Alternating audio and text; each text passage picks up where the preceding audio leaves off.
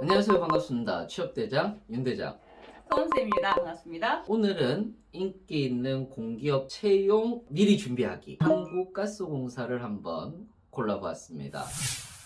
한국가스공사를 선정한 이유 자체가 사실상 성장 가능성이 가장 높은 공기업이고 그 다음에 학생분들한테도 인기가 굉장히 좀 많은 편이에요. 네, 일단 공기업 신인 연봉이 굉장히 높은 편이에요. 제가 얼마 전에 기사를 봤는데 인천국제공항공사 인국공에 이어서 두 번째로 높더라고요. 아, 그렇죠. 네, 얼마 정도 돼요? 한 4천 조금 초반대입니다. 그래서 굉장히 높은 편입니다. 신입 연봉으로는. 높은 연봉과 함께 서류도 또 적부이기 때문에 그렇죠. 자소서에 대한 부담이 적다는 것도 가스공사 인기가 많은 이유 중에 이제 하나가 될 것 같습니다. 네. 그리고 이제 공기업들 중에서 안정적인 공기업이라고 하는 인식도 있는데요.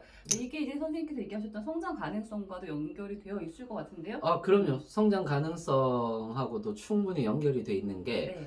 지금 현재 가장 전 세계적으로 주목받고 있는 게 환경 문제잖아요. 네. 거기에서 이제 화석연료에서 전환이 되는 건데 그 중에서 주목받고 있는 게 수소 에너지란 말이에요. 네. 그래서 그 수소 에너지의 생산과 공급과 유통까지 모두 담당하고 있는 공기업이 바로 가스공사거든요. 그래서 굉장히 다른 공기업들에 비해서는 월등히 성장 가능성이 충분히 있고 임직원들이 늘릴 수 있는 보상 같은 경우도 늘어날 수가 있고요. 네. 특히 화공계열 학생분들한테 굉장히 인기가 많습니다. 실제로도.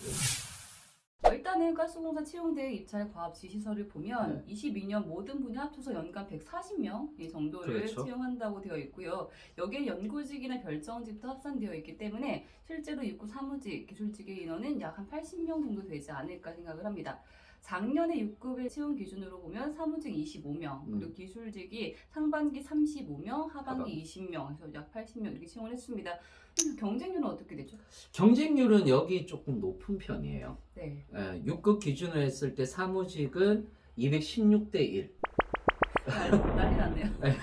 그 다음에 기술직은 상반기가 약 한 207대 1, 하반기가 259대 1. 네. 그리고 그 중에서도 화공 전공 경쟁률이 굉장히 높았는데 네. 이게 이제 297대 1, 262대 1이었거든요.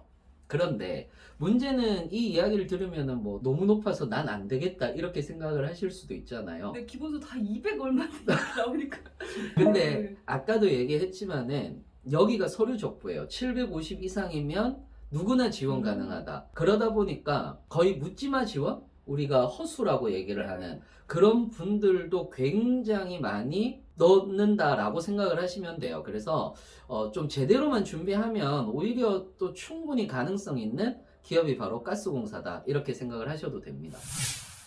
네, 그럼 서류 적부이기 때문에 필기가 또 정말 중요한 기업이 될 것 같은데요. 그럼요. 네, 필기는 NCS 직업 기초 능력 평가 50문항 하고요. 그리고 전공 50문항 이렇게 나눠지게 됩니다. 직업 기초 능력 평가를 제가 먼저 말씀을 드리면 의사소통 그리고 수리 문제 해결 자원관리 정보 능력 이렇게 5가지 과목이 구성이 되어 있고요.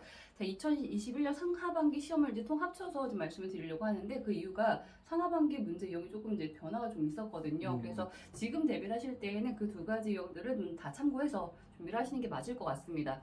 유형은 피주령이에요. 대부분 최근에 피주령의 그 출제 유형을 많이 이제 기업들이 선호를 하고 있는 편이거든요. 그렇죠. 네.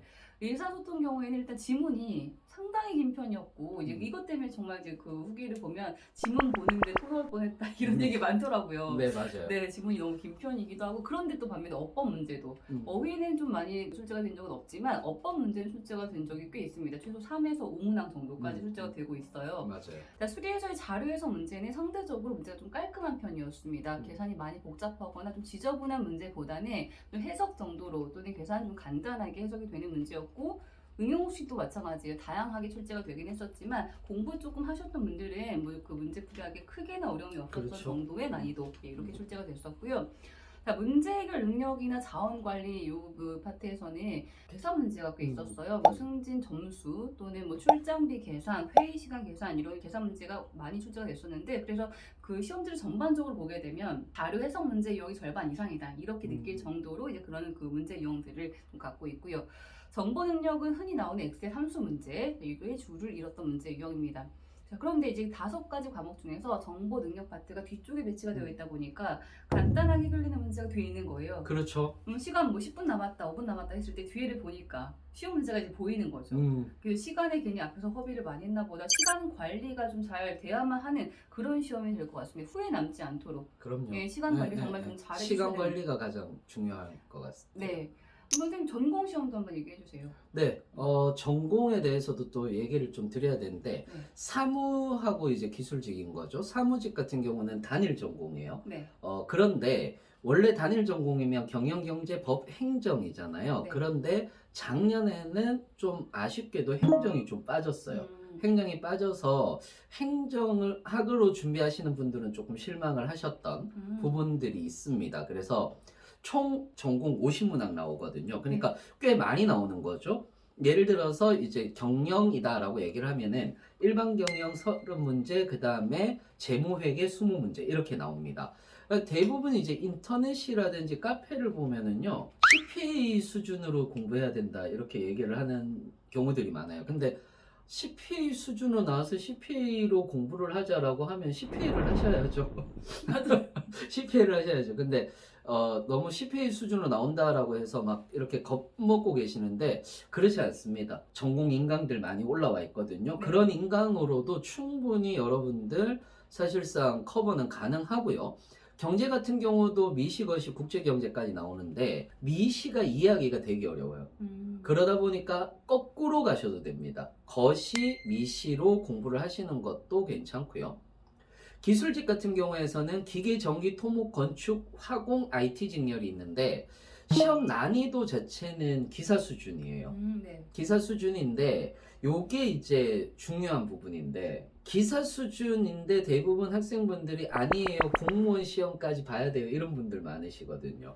근데 그게 아니고 각 과목당 80점에서 90점까지만 하시면은 충분히 공무원 쪽으로 넘어가지 않으시더라도 충분히 커버 가능합니다. 그래서 이론 정리 한번 하고 10에서 20개년치 기출문제 풀이 하시는 걸 추천드리고, 화공 직렬 분들도 여기에서는 화공 기사 과목만 나오거든요. 네. 그게 좋은 겁니다.